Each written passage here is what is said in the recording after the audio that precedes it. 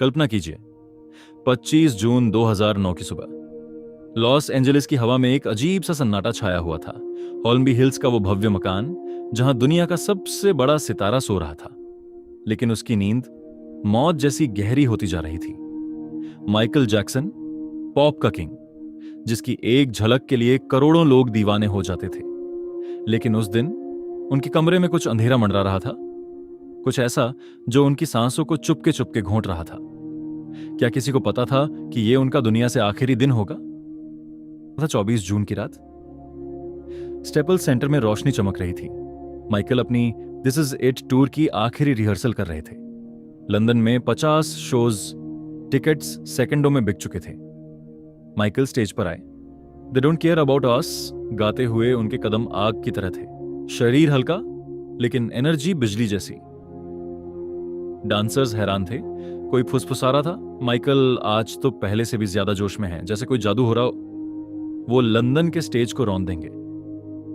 Michael मुस्कुरा रहे थे, निर्देश दे रहे थे, गाने दोहरा रहे थे। रात गहराती गई, लेकिन उनके चेहरे पर वो पुरानी चमक थी।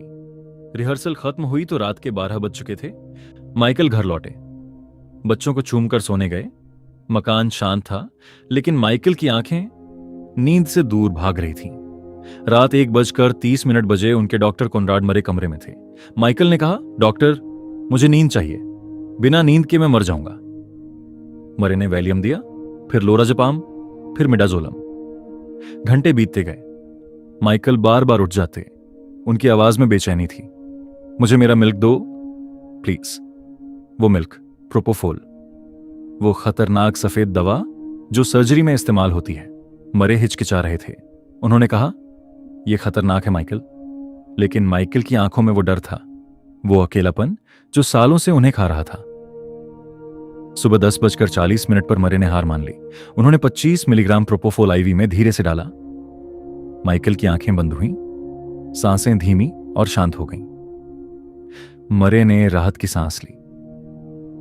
अब सो गए। मरे कुछ मिनट तक बैठे रहे, फिर उठे।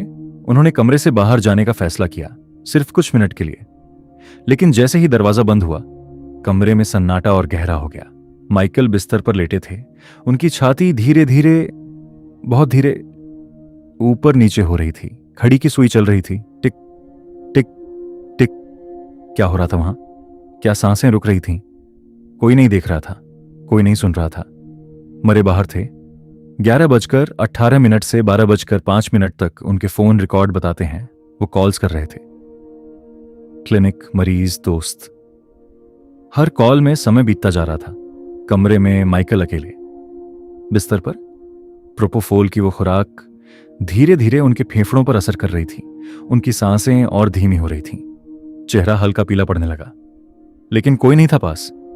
जब मरे वापस लौटे तो दिल की धड़कन रुक गई।